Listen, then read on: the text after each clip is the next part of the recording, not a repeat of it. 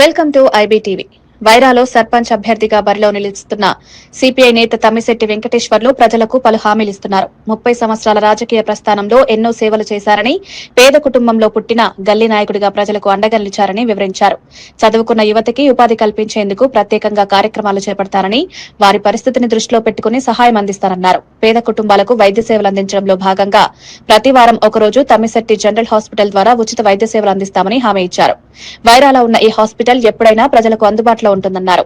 గ్రామ ప్రజలు ఎదుర్కొంటున్న సమస్యలను దగ్గరగా చూసిన తర్వాతే ఈ నిర్ణయాలు తీసుకున్నారని, సర్పంచ్ కు అవకాశం ఇస్తే గ్రామాభివృద్దిపై మరింత దృష్టి పెట్టాలని వెంకటేశ్వర్లు పేర్కొన్నారు.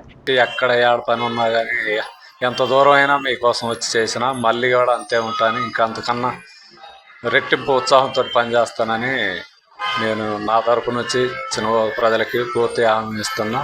నేనే కాదు, ఇప్పుడు విద్యా వైద్యం నా పిల్లగాళ్ళు సెట్ అయ్యారు, అట్లా నా చిన్నగోప గ్రామ పిల్లగాళ్ళు అట్నే కావాలని వాళ్ళ విద్య కోసం నా సాయశక్తుల ఉపయోగపడతానని. వైద్యం నాదే సొంత హాస్పిటల్ ఉంది. ప్రతి నెల లాస్ట్ ఆదివారం చిన్నగోతల ఉచిత క్యాంపు పెట్టి ప్రజలకు ఉచిత వైద్యం అందిస్తానని, తమ్మిశెట్టి హాస్పిటల్ ద్వారా ఉచిత వైద్యం అందిస్తానని నేను చిన్నగోత ప్రజలకు మాటిస్తున్నా.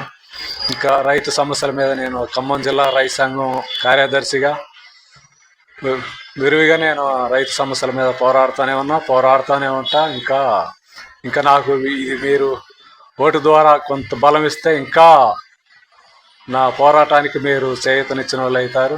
నేను ఇంకా ముందుకు పోతా. అధికార పార్టీ కూడా మా పార్టీ సిపిఐ పార్టీతోటి మెర్జ్ అయి ఉంది కాబట్టి ఇంకా అధికార పార్టీ నాయకుల దగ్గరకు పోవటానికి కూడా నాకు చొరవ ఉంది. ఆ చొరవతోటి నేను ఎంత దూరమైన పోయి మీకు ఏ పనులు కావాలన్నా చేసి పెడతానని చిన్నగోత ప్రజలకి నేను హామీ ఇస్తున్నా. మీరు నన్ను ఆశీర్వదించి అత్యధిక మెజార్టీతోటి గెలిపించాలని ప్రార్థన. చిన్నగోత ప్రజలకి విజ్ఞప్తి, నా గుర్తు బ్యాట్ గుర్తు అండి, సీరియల్ నెంబర్ 3 బ్యాట్ గుర్తుపై అత్యధిక మెజార్టీతోటి వేయగలరని ప్రార్థన.